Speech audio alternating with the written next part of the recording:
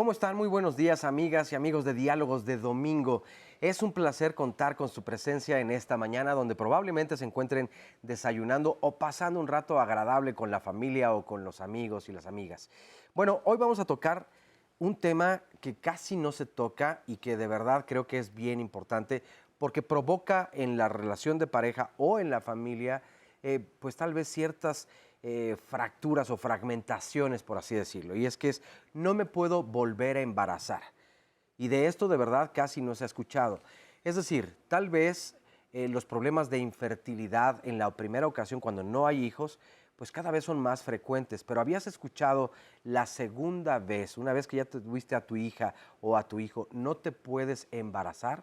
¿Qué tan frecuente es y por qué causas se presenta esta situación? Bueno, pues sin duda vamos a tener un programa que va a enriquecernos mucho, así que pues la invitación es para que no se despeguen el día de hoy de este programa. Y Sandy, ¿cómo estás? Muy buenos días. Muy bien, Oscar, pues muy interesante este tema. Creo que también esta parte social y familiar, la forma en cómo se ve es importante de analizar porque tal vez socialmente es más comprendida una persona que dice no he podido quedar embarazada por primera vez. ¿Y qué pasa cuando ya tienes hijos y entonces vienen los comentarios de la familia? Bueno, pero si ya tienes uno. Toda esta parte es interesante de analizar y queremos escuchar sus testimonios y también sus preguntas para nuestros invitados especialistas que les vamos a presentar en un momentito. Vamos a comenzar. En México, entre 4 y 5 millones de parejas sufren problemas de fertilidad y cada año se suman más, de acuerdo con información del INEGI. La infertilidad afecta a mujeres y hombres por igual. Los especialistas creen que este problema de salud va en aumento por circunstancias como el estrés, el consumo de alcohol y tabaco, la mala alimentación y la postergación de la maternidad, además de factores genéticos y hormonales. Estos son los factores más comunes, pero bueno, vamos a tratar a lo largo del programa de todo esto y de verdad que va a estar muy interesante. Déjenme presentarles a nuestra y nuestro invitado especialistas que están con nosotros. La doctora Lina Villar Muñoz, ella es ginecobstetra, especialista en biología de la reproducción humana. ¿Cómo estás, Lina? Bienvenida. Muy bien, muchas gracias, Oscar. Muy buen día. Doctor Armando Roque Sánchez, él es jefe del Departamento de Infertilidad del Instituto Nacional de Perinatología Isidro Espinosa de los Reyes de la Secretaría de Salud. Bienvenido, muy buenos días. Muchas gracias, buenos días. Oigan, bueno, pues ya escuchamos entonces esta introducción donde oíamos acerca de los principales factores, pero está entre las primeras causas de infertilidad femenina se encuentra la endometriosis. ¿Qué es? Porque creo que hay muchos términos de los cuales podríamos ir hablando, pero para que nos quede claro a todo el mundo, ¿qué es la endometriosis? Bueno, la endometriosis es cuando el tejido del endometrio, que es la capa que recubre la cavidad interna del útero, crece afuera del útero, o sea, en la pelvis femenina. Entonces, el tejido endometriósico son células que cuando la mujer vuelve a tener un ciclo menstrual o se multiplican estas células y es un tejido inflamatorio. Entonces, este tejido inflamatorio se puede implantar en el ovario, en las tubas uterinas, sobre la superficie del útero, en el intestino, en el colon, y produce un proceso inflamatorio severo crónico, y con esto puede afectar el tejido ovárico, afectar su calidad en los ovocitos, puede ocluir las tubas uterinas y puede ser uno de los principales factores por los cuales las mujeres no pueden lograr embarazarse. ¿Se ha dado el caso en alguna ocasión de que un embarazo por esta situación se lleve a buen término? Sí, claro. La endometriosis la podemos clasificar en diferentes estadios dependiendo del grado de la severidad de la enfermedad. Los grados leves, endometriosis 1 o 2, generalmente con dar tiempo o con tratamientos que nosotros llamamos de baja complejidad, logran el embarazo. Baja complejidad es todo lo que no es fertilización in vitro. Por ejemplo, buscar el embarazo solitos con un coito programado, hacer una inseminación intrauterina. Pero los grados más severos, grados 3 o 4, como mencionaba la doctora Lina, cuando ya hay afectación en el ovario y la calidad de los óvulos y la reserva ovárica está disminuida, generalmente necesitamos apoyarnos de algún tratamiento de alta complejidad como la fertilización in vitro, pero se llega a buen término. Otro de los factores que pueden determinar una infertilidad podría ser el síndrome de ovario poliquístico. ¿Qué es? Y también si nos ayudan con las infecciones de transmisión sexual, si tienen que ver también con la infertilidad. Sí, bueno, el ovario poliquístico es un problema hormonal en la mujer. Entonces, el 30% de las mujeres que tienen ovario poliquístico pudieran tener afectación o problema para embarazarse, no todas. Sí hay muchas variables del ovario poliquístico porque pueden tener afectaciones hormonales, afectaciones metabólicas, problemas de andrógenos, problemas de androgénicos, que lo que pasa es de que no ovulan bien. O sea, tienen problemas para ovular y por lo tanto, si tienen problemas para ovular, tienen problemas para lograr concebir un bebé. Así es. Entonces, aquí lo importante es evaluar bien a cada paciente y a veces con mejorar la situación metabólica de la paciente tienen más riesgo de presentar resistencia a la insulina, dislipidemias, sobrepeso, obesidad. Entonces, muchas veces mejorando estos parámetros, dando un tratamiento para ovular, pueden lograr tener un embarazo, pero no todas. O sea, sí es importante individualizar a la paciente para poder determinar si se puede. Y si van a poder en lograr. estas dos, antes de entrar a las enfermedades de transmisión sexual, en estas dos causas que mencionábamos, de la infertilidad femenina, la endometriosis y la de ovario poliquístico, ¿cambia la situación de una mujer de un embarazo a otro? Tomando en cuenta que estamos hablando de del segundo embarazo o de la infertilidad en una segunda ocasión. Sí, la verdad es que nosotros las dos patologías podríamos considerarlas como enfermedades crónico-degenerativas. O sea, son enfermedades que en sí no podemos identificar un factor que sería muy fácil, por ejemplo, tenerlo y curarlo y quedarnos libres de esa enfermedad. En ovario poliquístico es muy común. Llega la mamá con su hija y le dice, es que me dijeron que tenía quistes. Entonces quiero que le haga una cirugía para quitar esos quistes. No es así. A veces el ovario ni siquiera es el culpable, sino la situación endocrina que está teniendo, la situación de las hormonas que está teniendo esa mujer. Entonces, conforme va avanzando la edad de la mujer, por ejemplo, endometriosis, si puede ir avanzando en su estadio de la enfermedad. Ovario poliquístico, más o menos. Generalmente es más problema para lograr el primer embarazo y después, conforme se va normalizando la reserva ovárica y la respuesta a las estimulaciones, generalmente pues va siendo un cuadro un poco más leve. Ahora, tenemos este punto que ya decía Sandy, las infecciones de transmisión sexual. Pero me gustaría hacer hincapié en que la infertilidad, pues no se sabe en dónde está, si en ella o en él. Y la verdad es que es al 50%. Sí. Tal vez sí hay una variación en el segundo embarazo, es decir, cuando se intenta la segunda ocasión, no sé si hay una prevalencia mayor en mujeres o en hombres. Bueno, en cuanto a la segunda ocasión, considero yo que existe una mayor prevalencia en las mujeres. Es que hay un punto muy importante aquí, el tiempo que a veces pueden tardar en buscar un embarazo. En muchas ocasiones la paciente pues se embarazó a los 30 años y quiere lograr un embarazo a los 40, o sea, 10 años después. Claro. Okay. Entonces, el tiempo es muy relevante en la fertilidad de la mujer. Por supuesto. Bueno, así como también en este programa, así que el tiempo nos llegó, hacemos esta pausa y regresamos. Ahorita retomamos.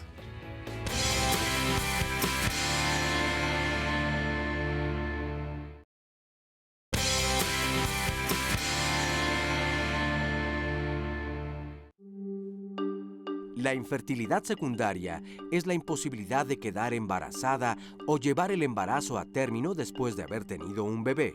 Debido al desconocimiento de este tipo de infertilidad, en México se sabe que solo la mitad de quienes viven con este padecimiento consultan al biólogo de la reproducción, que es el especialista indicado para ofrecer atención y seguimiento a estos casos. Así es, y precisamente por eso tenemos aquí a nuestros médicos especialistas para resolver todas sus dudas. Gracias a todos los que ya nos están dejando sus comentarios y sus dudas en Facebook Live. Y nos quedamos con, Óscar, estabas hablando sobre que ya, íbamos a empezar a hablar sobre las infecciones de transmisión sexual y mencionabas sobre la diferencia entre hombres y mujeres. La doctora nos decía que en una segunda búsqueda de un embarazo es más probable que la infertilidad sea femenina por la edad. Pero ¿qué otros factores tendrían que ver? Y ya para entrar también a lo que preguntabas, Óscar. Bueno, eso es importante en cuanto a la mujer, o sea, el tiempo, la edad, pero pueden ser muchas circunstancias. A veces, como comentaba el doctor Roque, o sea, a veces el tiempo, si tenemos una endometriosis leve, años después tenemos una endometriosis severa, o sea, eso puede afectarnos. En muchas ocasiones también, en los varones, la calidad espermática puede disminuir por el estilo de vida. En edades más adultas, pues a lo mejor el tabaquismo, si tenemos sobrepeso, sedentarismo, todo eso puede disminuir la calidad espermática. Entonces se puede afectar en dos partes. Por ejemplo, el varicocele se presenta a edades tal vez más maduras. Sí, pero también puede sucederle a jóvenes. O sea, sí, pero sí el varicocele, conforme pase más tiempo, es algo crónico que disminuye la calidad espermática. ¿Y qué es para de una vez entenderlo? Sí, el varicocele son como venas dilatadas que están en el escroto. Y esas venas, pues, lo que hace es que aumentan la temperatura en el testículo.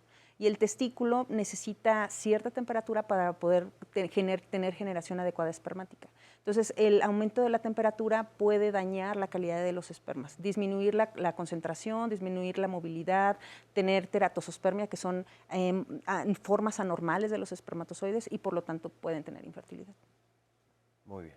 Y bueno, entonces ahora sí, las enfermedades o infecciones de transmisión sexual. Exacto, de las principales causas prevenibles de infertilidad realmente.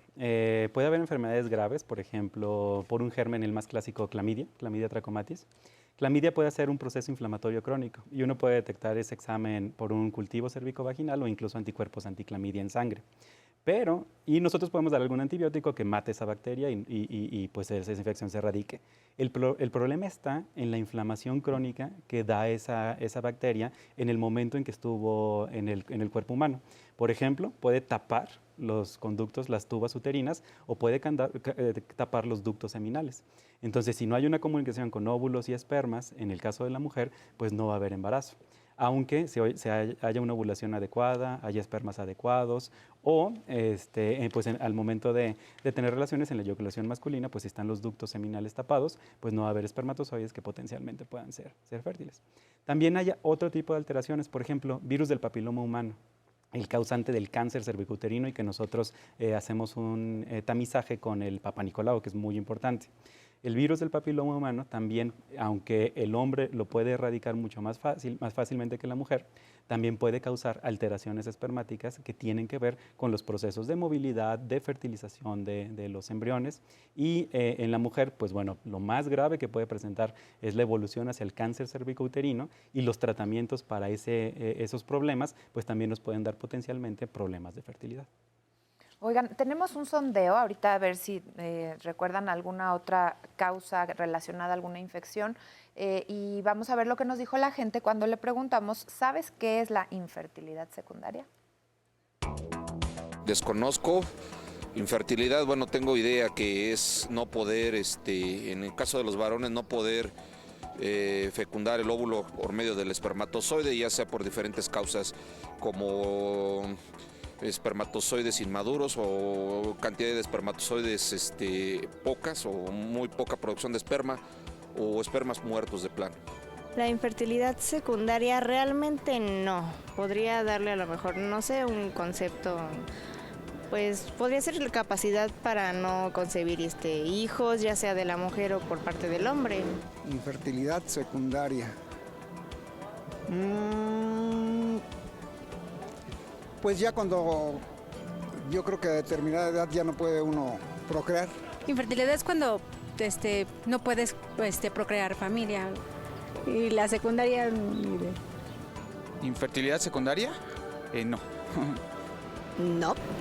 Infertilidad, pues que no puedas tener hijitos, pero secundaria no. No, la verdad no, ahí sí no. No, me imagino que debe de ser por algún factor externo. Bueno, ahí está, les agradecemos mucho a todas las personas que respondieron a este sondeo o que intentaron responder, porque la verdad es que no es un término tan conocido, o bueno, ¿desde hace cuánto se comienza a hablar de esta infertilidad secundaria? Sí, realmente cuando existe la incapacidad para no poder tener hijos por segunda ocasión.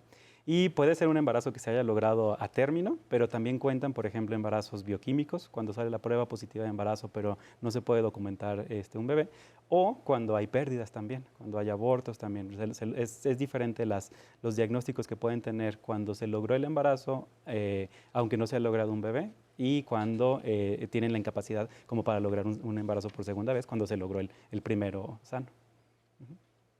Otra de las causas que tenemos, que nos proporciona la investigación de la producción son, bueno, las relacionadas a los miomas, a los problemas de ovulación, a la calidad de los óvulos. Estos también tienen una relación con la edad de la mujer y tendrían entonces una relación con la diferencia entre el primer y el segundo embarazo. Sí, por supuesto. La edad es muy relevante para poder dar una probabilidad de que una paciente se pueda embarazar, una persona se pueda embarazar. La edad, por ejemplo, después de los 35 años, una mujer disminuye la cantidad de óvulos que ella tiene, de su reserva ovárica.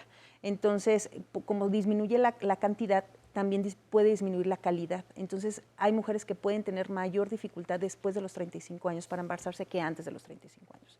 Tenemos esa brecha, pero hay otra brecha después de los 40. Todavía la probabilidad es mucho menor. Entonces, sí es muy relevante la edad. En cuanto a los miomas uterinos, también es una de las principales causas que hay que evaluar en una mujer que se quiere embarazar. No es de las principales causas por las que no puedan embarazarse. Es como del 3 al 5% de las posibles causas, los miomas uterinos, pero sí es importante la ubicación de los miomas y el tamaño. Dónde se ubiquen para ver si es posible que quitando este mioma puedan intentar embarazarse. Oye, pero ¿y es una diferencia cuando no te has embarazado a cuando ya va a ser tu segundo embarazo, en cuestión de la edad? Sí, exacto, porque si lograste un embarazo a los 33 años y buscas nuevamente a los 43 años, puede ser la edad, el factor importante, el factor principal, simplemente la edad. O sea, por la edad la probabilidad disminuye drásticamente. Y se comienza a considerar incluso embarazo de riesgo. Así es. Después de los 35 años se considera un embarazo de riesgo, pero sí aquí hay que evaluar el estado de salud de cada mujer, si tiene alguna cirugía, si tiene alguna enfermedad adicional, para que se aumenta la comorbilidad. Personalizar cada caso. Tenemos que ir a una pausa, pero regresamos.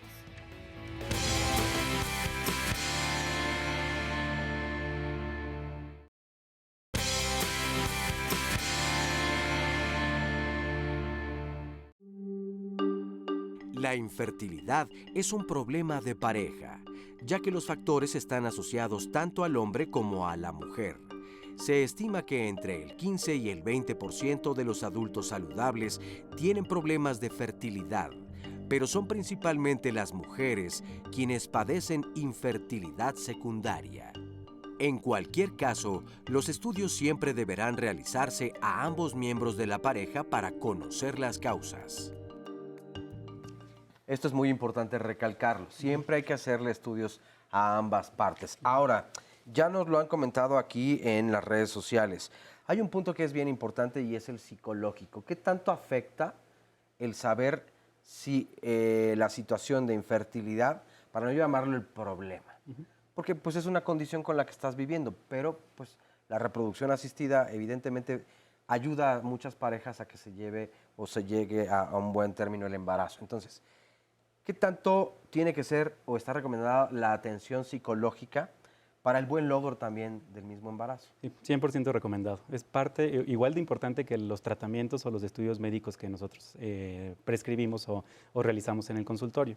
La presión entre pareja o la presión familiar o incluso la presión social cuando no se ha logrado un embarazo, pues siempre empieza a preocupar más, a hacer que el estrés suba y como vemos en las cápsulas previas, pues ese tipo de factores que a lo mejor no es algo detectable en un estudio de sangre o en algún estudio seminal, pues tienen que ver mucho con la posibilidad y realmente para lograr a buen término un embarazo. Y es que, ¿sabes por qué lo pregunto? Porque si en el primer embarazo, entonces la infertilidad puede darse de uno o de otro lado en porcentajes iguales.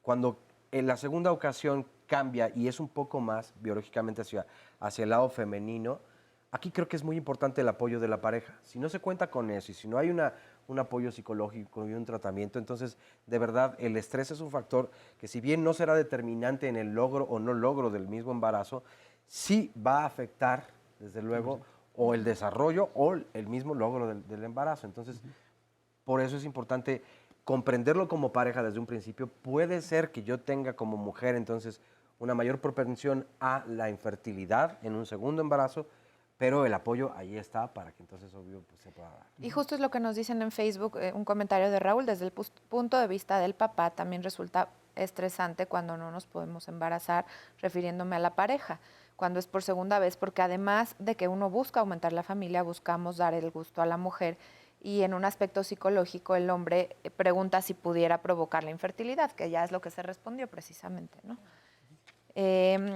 Y tenemos un testimonio, sí, Oscar. Vamos al testimonio y lo retomamos. Tengo 43 años. Durante un periodo de tiempo padecí lo que se conoce como infertilidad secundaria, pero en noviembre del año pasado acabo de tener un bebé. Tengo 2 hijos, el mayor va a cumplir 10 años en julio de este año y bueno, me embaracé hace 10 años. La verdad es que fue muy sencillo. Cuando decidimos embarazarnos, pues bueno, únicamente hice lo que la mayoría de las mujeres, dejé de utilizar mi método anticonceptivo y al primer intento, digamos, la primera vez que quisimos tener un bebé, logré embarazarme. Fue un embarazo muy tranquilo, muy sencillo y bueno, pues nació Santiago. Después de eso me separé de mi pareja y cuando tuve una pareja nueva decidimos que nos queríamos embarazar y pensé que iba a ser como un proceso igual de sencillo. Sin embargo, pues pasó un cierto lapso de tiempo en el que no lográbamos embarazarnos y recurrimos en primera instancia a un ginecólogo. Bueno, le agradecemos mucho a Yaidania y su pareja, desde luego que ahí aparecía, por compartirnos su testimonio. Esta es una parte muy interesante también. No significa que solamente con tu primer pareja, pues es con quien intentas el segundo embarazo. Sí, es como en su caso, claro, las circunstancias. se separa de su primer pareja y entonces con su segunda pareja es un segundo embarazo y ahí es donde se presenta por primera vez. Pero tú lo atendiste, entonces conoces bien el caso. Sí, sí, sí. Bueno, gracias a Dios ya tienen a su niña que está hermosa, Pero bueno, ella es un caso de éxito. Pero ella misma me lo comentó, o sea, yo pensaba que el problema pues era de mi nueva pareja, porque yo ya tenía un hijo. Claro. Pero realmente aquí pues sí tuvimos que retomar un poco nuevamente el factor del tiempo, de la edad, y al final de cuentas pues fue un caso de éxito, pero requiere un tratamiento especializado para lograrlo. Sí, porque en el testimonio menciona, primero nos acercamos a un ginecólogo y ya no escuchamos la otra parte, pero entonces tuvo que acercarse a alguien especialista en reproducción. Así es. Ya un poquito más a fondo el tratamiento y a veces, como dices, ¿no? Como yo ya me pude embarazar como mujer, pues das por hecho que va a ser una segunda ocasión, intervienen muchos factores. Así es. Fíjate, nos comparte Carolina Díaz Durán. Yo tengo miomas y acabo de tener a mi primer hijo, tengo 39 años. No tuve complicación alguna, solo dado a que tuve antecedentes de pérdidas a los 31 y 32 años, me administraron Clexane para evitar que el embrión muriera como en las ocasiones anteriores. Mi esposo y yo hemos pensado en tener otro hijo, más por nuestra edad lo pensamos, más que nada por las atenciones y cuidados que requieren los hijos, que todos estos son factores bien importantes a tomar en cuenta para poder planear un embarazo.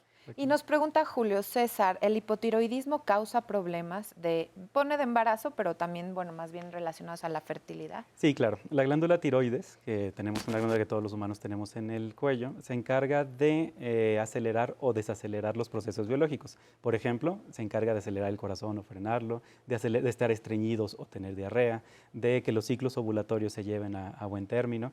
Y en ese sentido es donde tiene que ver con todo el eje hormonal. Las hormonas que controlan tanto el ciclo de los varones como el ciclo de las mujeres en realidad son los mismos. Hay una hormona que se llama GnRH que estimula 2 hormonas que se llaman folículo estimulante y luteinizante. En la mujer se encarga del ciclo menstrual y de producir óvulos y de lograr la ovulación, y en el varón la producción espermática y la producción de testosterona. La tiroides tiene que ver con este tipo de procesos biológicos. Por ejemplo, hay otra hormona que se llama prolactina que tiene que ver con cómo se dan esa secreción de hormona GnRH que tiene que ver con todos los procesos. Y la prolactina está íntimamente relacionada con la tiroides. Es decir, al haber problemas tiroideos, también puede haber problemas en la prolactina, y la prolactina es la que nos da todo el problema en el eje hormonal. Entonces, si no hay producción espermática o no hay producción de testosterona, por un lado, o por el otro lado no hay producción de óvulos o una ovulación adecuada, es ahí donde está el problema de infertilidad, precisamente. Claro, y por otro lado también existen otros factores de riesgo que puede ser el peso o el sobrepeso más bien, cambio de hábitos que se han dado en la pareja o en alguno de los dos. Sí, así es. O sea, bueno, está evaluado que mujeres con obesidad pueden tener menos probabilidades de quedar embarazadas o menos posibilidades también de llegar a que tengan un bebé sano. o sea, que tienen más probabilidades de aborto. Entonces, sí es importante el sobrepeso y la obesidad, porque la grasa en sí produce hormonas. Y esas hormonas a veces contraproducen la ovulación. Entonces, a veces es más difícil que logren embarazarse o simplemente gestar en forma adecuada. Y además la obesidad también es un factor de riesgo para provocar diabetes. Y la diabetes, tanto para hombres como para las mujeres en el embarazo, es otro factor condicionante para poder tal vez tener infertilidad. Bueno, es momento de hacer otra pausa, pero regresamos inmediatamente.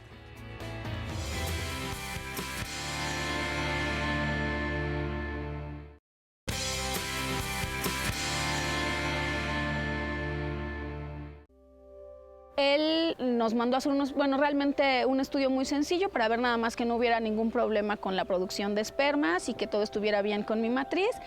Como detectó que todo estaba bien, nos sugirió un tratamiento de coito programado con estimulación ovárica, donde lo que se hace es mediante un medicamento garantizar que los óvulos se produzcan y tener el encuentro sexual en una fecha determinada para garantizar el embarazo. Sin embargo, no nos funcionó.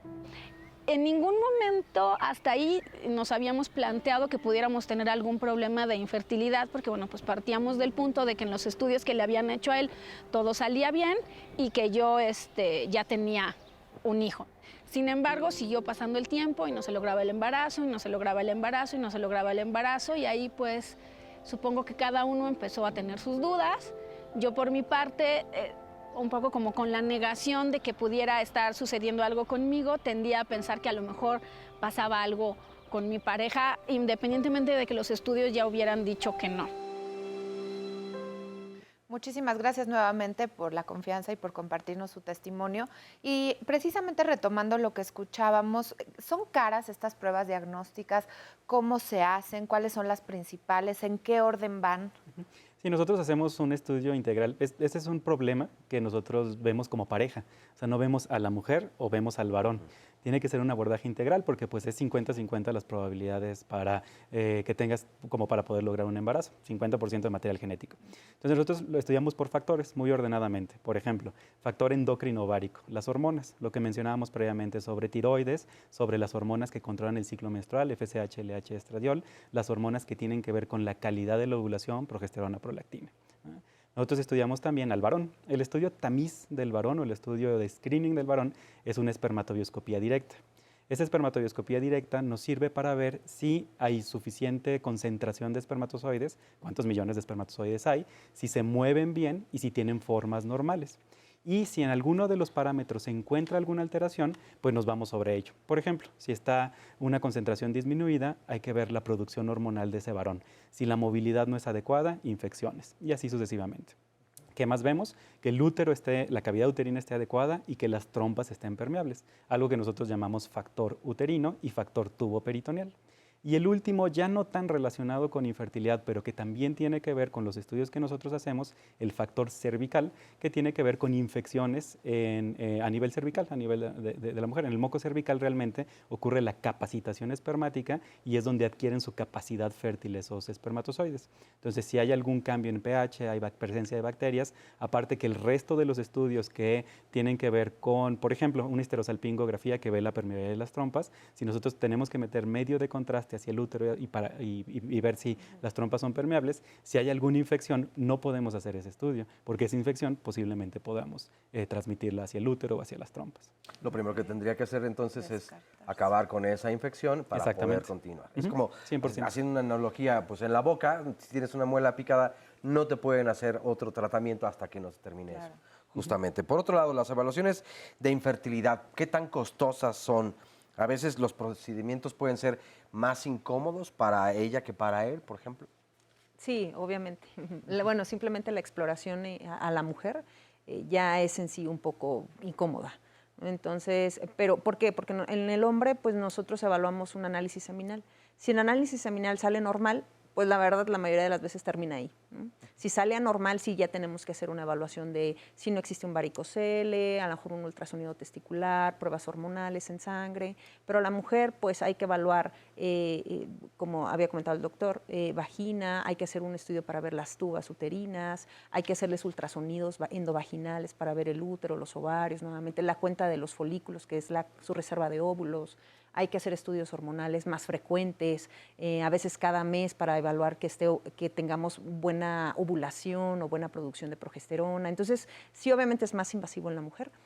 El costo de los estudios es variable, pero la verdad sí es una inversión que se tiene que hacer para pues, hacer un análisis completo y poder determinar qué es el factor por cual no se pueden embarazar. ¿Y podría haber una especie de promedio? Es decir, comienza desde tanto, el más económico, hasta el más costoso en tanto. Sí, a veces hay evaluaciones que a lo mejor en una o dos evaluaciones, las más sencillas, pueden determinar cuál es la causa del por qué no se puede embarazar. Y a lo mejor ahí pueden estar entre unos 500, 1,000 pesos en una evaluación sencilla de, ok, ya descubrimos por qué no me puedo embarazar.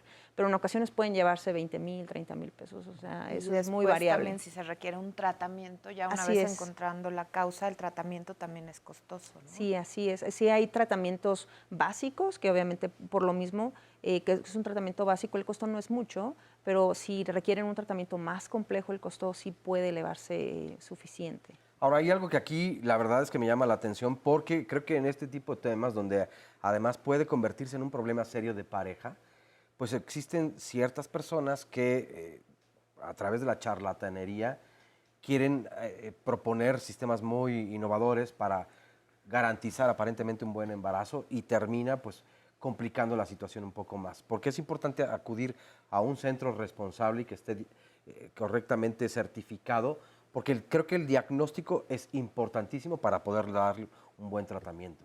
100%. Incluso intervenciones extra a veces pueden no ser necesariamente indicadas. El caso más común es endometriosis, que mencionábamos al principio del programa. La primer cirugía, si es que se requiere, de endometriosis es la más importante.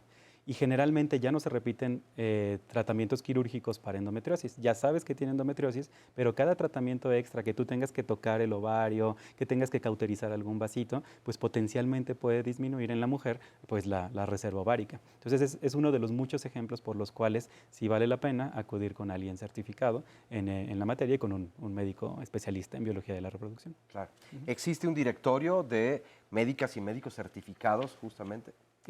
Sí. Bueno, existe una asociación que es la Asociación Mexicana de Medicina de la Reproducción, donde usualmente los médicos que se dedican a biología de la reproducción humana son socios de esa asociación. Entonces ellos pudieran buscar a los socios para poder determinar. Y la mayoría de los biólogos de la reproducción pues tienen un título en base a esto, tienen una cédula profesional y pues bueno, esto avala que son capacitados y tuvieron un adiestramiento para llevar a cabo estos tratamientos. Hay un organismo certificador también, que es el Consejo Mexicano de Ginecología y Obstetricia, que avala la certificación de los médicos también, tanto ginecólogos o de las diferentes subespecialidades, materno-fetal, uroginecología y biología de la reproducción humana, y es abierto al público. Sí, y es importante que estos médicos que se dedican a esto, bueno, y trabajan en clínicas que se dedican a tratamientos de reproducción asistida, también la clínica esté avalada por la COFEPRIS, que es la unidad que evalúa todo, que cumplan con todos los requisitos necesarios para dar este tipo de tratamientos. Claro, con todos los estándares de calidad y las certificaciones y las actualizaciones correspondientes. Creo que ya tenemos unos segunditos antes de salir al corte. Muchas gracias a todos los que nos han dejado sus comentarios. Nos preguntan si es posible que el tamaño de los miomas se reduzca con algún otro tratamiento que no requiera únicamente eliminarlos con cirugía. Esto porque hablábamos de que podía ser una causa de infertilidad. ¿Sí existe este tratamiento? Sí existen los medicamentos. Los miomas realmente responden a hormonas, a estrógenos y a progesterona. Entonces por ahí si bloqueáramos la producción de ese tipo de hormonas, podríamos disminuir su tamaño. Bueno, pues vamos a una pausa y regresamos.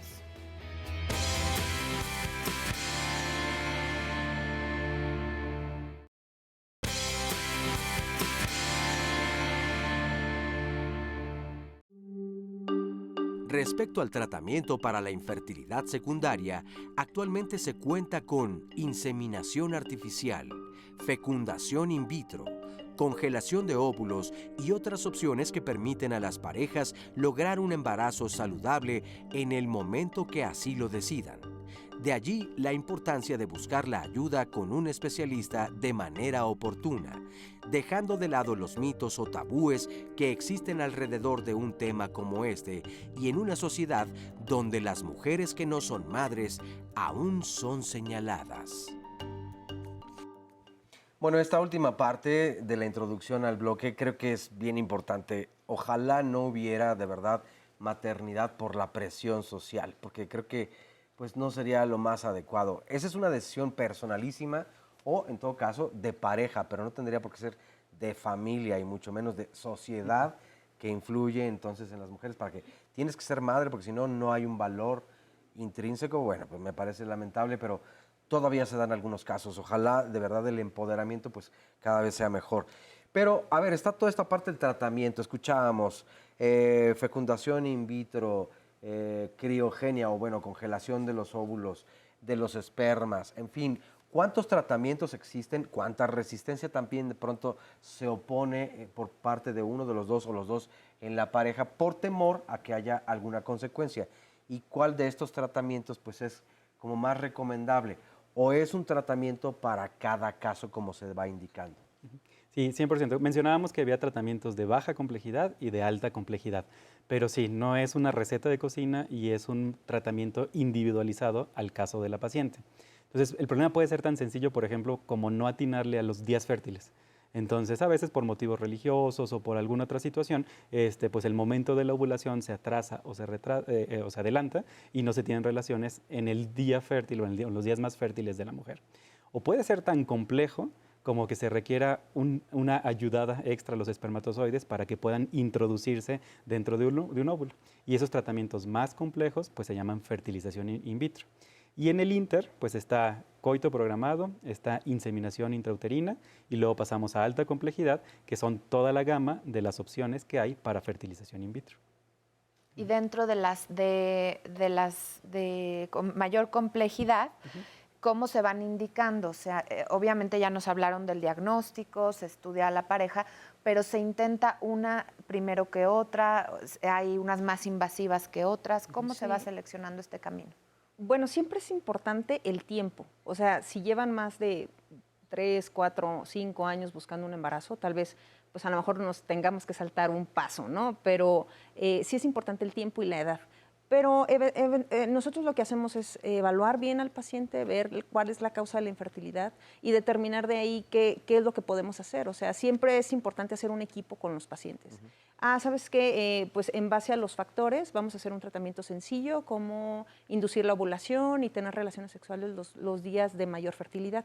Y eso nosotros lo vamos evaluando. O sea, hacemos ultrasonidos para determinar cuándo se va a hacer la ovulación y niveles hormonales, para ver cuándo va a ser la ovulación, que es el día más fértil, ¿no? Pero la probabilidad de éxito puede ser del 15% aproximadamente por intento. Entonces, pero sí depende, son mujeres alrededor de los 40 años, 40, 41, 42. Nosotros ya nos preferimos hacer, o la calidad seminal está muy baja, preferimos mejor indicar una fecundación in vitro para aumentar la probabilidad de éxito, porque aquí nosotros se extraen los óvulos de la mujer, se fecundan con los espermatozoides y se van a generar embriones. Entonces ya nosotros podemos trabajar con embriones y el potencial de embarazo aquí es mucho mayor que hacerlo con una relación sexual. Hablando de un porcentaje, hablabas del 15% en el primer caso, en los primeros casos, y en este otro un porcentaje sería... Sí, en los tratamientos básicos aproximadamente están como en 15, 20% aproximadamente.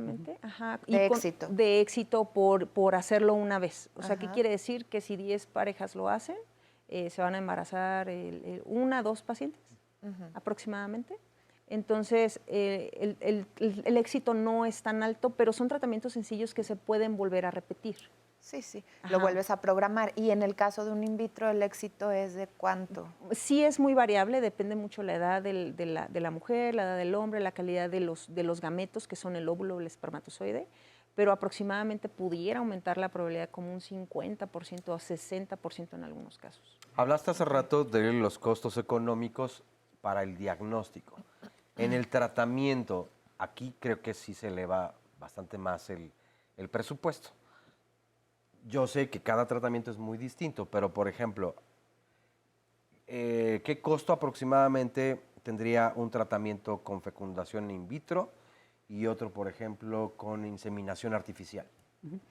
Depende, o sea, depende de los hospitales públicos y depende de las clínicas privadas. Por ejemplo, en el Instituto Nacional, que es un organismo público, pues realmente no son caros ni los estudios ni los tratamientos. Realmente las pacientes en lo que batallan un poco más es, por ejemplo, en el costo de los medicamentos, pero no tanto en los estudios ni tampoco en el tratamiento de fertilización. Y obviamente el tratamiento entre más complejo sea, pues más costoso es. Y en medios privados, pues sí, la gama también, dependiendo del centro al que se acuda, pues va la gama de posibilidades, de costos y de opciones de tratamiento, pues también se amplía pues muchísimo. ¿Hay un promedio en el costo? Pues ¿Puedes hablar? Como entre 50 a 100 mil pesos aproximadamente para una fecundación in vitro. Para tratamientos menores, como un coito programado, una inseminación, pudiera ir entre 5 mil, 15 mil pesos. Sí depende mucho del lugar donde se lo puedan hacer. ¿Qué es la inseminación artificial para quienes están ajenos a estos procedimientos? Sí, la inseminación realmente es una de las estrategias que nosotros utilizamos o tratamientos que nosotros utilizamos cuando hay principalmente problemas con el varón. En términos de movilidad, lo que mencionábamos de concentración espermática. ¿Qué hace? Se da una muestra seminal, pero se seleccionan aquellos espermatozoides que son los más aptos para lograr el embarazo.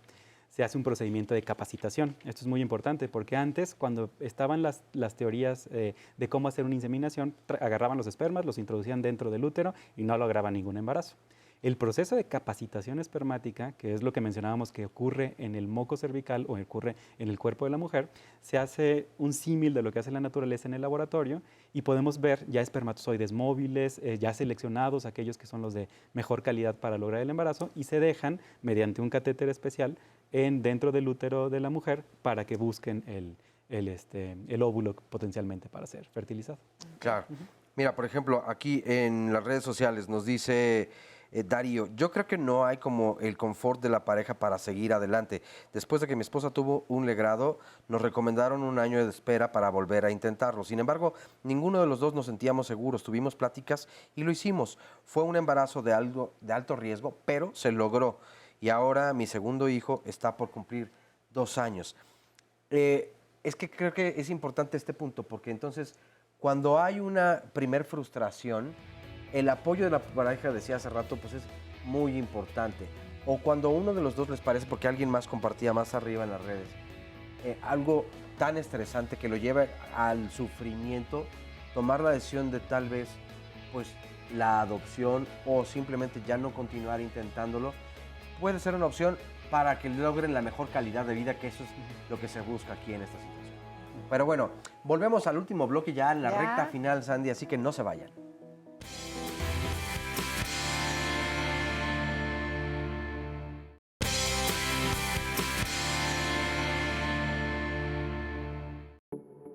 Lo que nos explicaron es que, bueno, no importa que una mujer haya tenido ya un hijo, por diferentes circunstancias físicas, emocionales o de ambas, puedes tener en ese momento infertilidad, es decir, una dificultad para concebir o para embarazarte. Nos explicaron cuáles son las alternativas y nos dijeron cuál era la más conveniente para nosotros. En nuestro caso, básicamente por nuestra edad, nos sugerían una fertilización in vitro.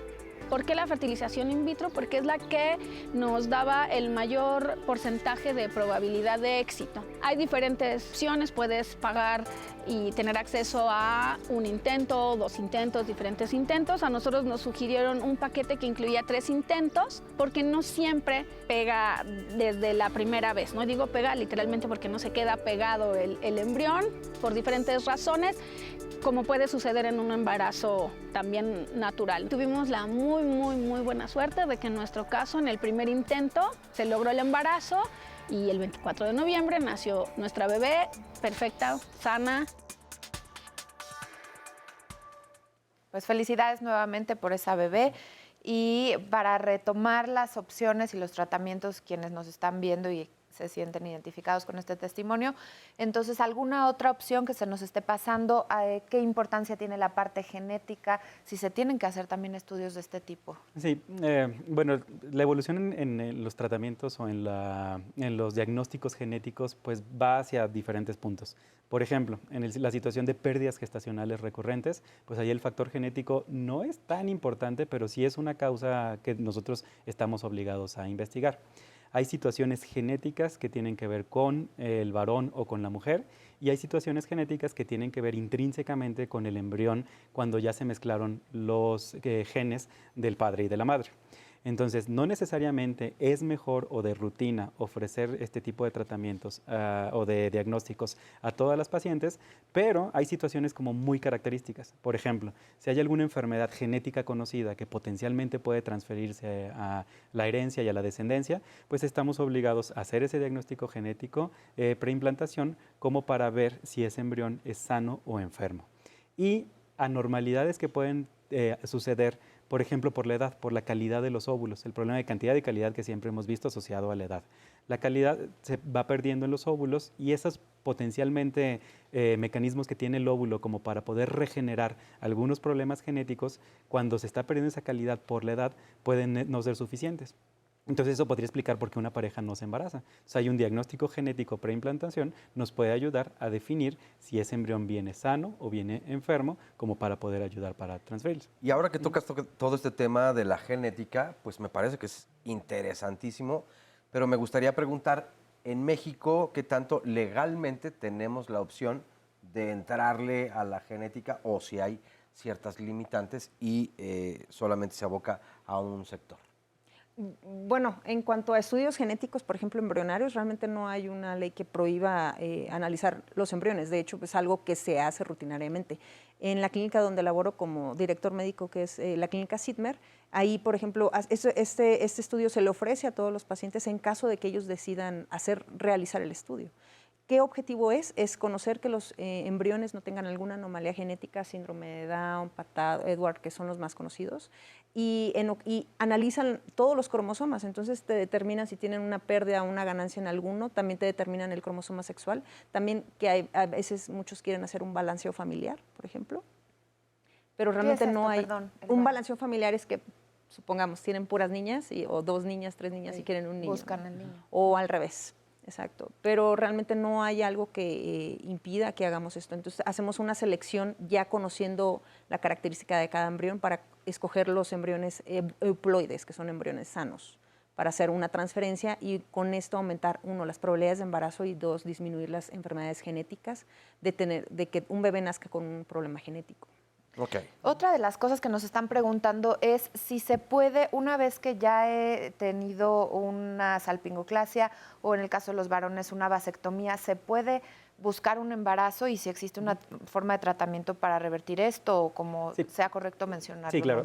Ambos procedimientos quirúrgicos pueden ser revertidos hasta cierto punto. Depende del tipo de la salpingoclasia, depende de que, en términos muy sencillos, si los cabos de las 2 trompas están fácil para unirse o si no hay tanto daño en las trompas. Lo mismo con el varón. Sin embargo, como se mencionaba previamente, pues la fertilidad humana es malísima. 16% de las veces se logra el embarazo, 16 a 20%.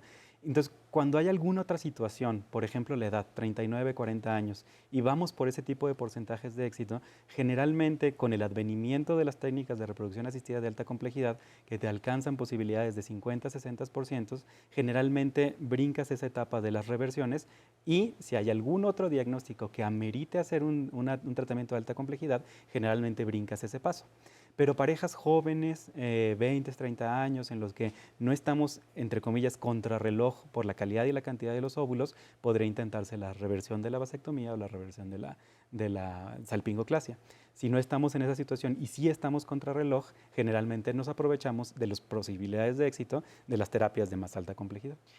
A ver, para ponerlo un poco más terrenal, si yo ya tengo la salpingoclasia y hoy quisiera un 4º hijo, en mi caso, entonces por mi edad, 40 años, ya más bien sería buscar dentro del ovario ya específicamente las células, los óvulos, y no tanto volver a reconstruir o volver a... Así es, a desligar.